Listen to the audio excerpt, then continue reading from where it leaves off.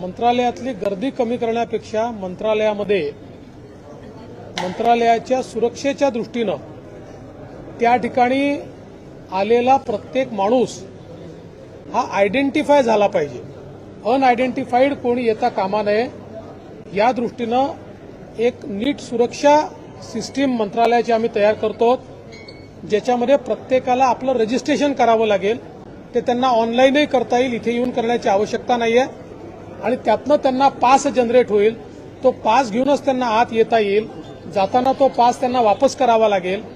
त्यामुळे कोण व्यक्ती किती वेळ कुठे आहे, म्हणजे बरेच वेळा लोक असं म्हणतात की मंत्रालयामध्ये दलाल फिरतात, तर अशा प्रकारचे कोणी आहेत का जे रोज येतात आणि इथेच थांबतात, याची माहिती ही या माध्यमातून निश्चितपणे मिळणार आहे. त्यामुळे एक चांगली सुरक्षेची सिस्टीम ही मंत्रालयामध्ये आम्ही उभी करतो.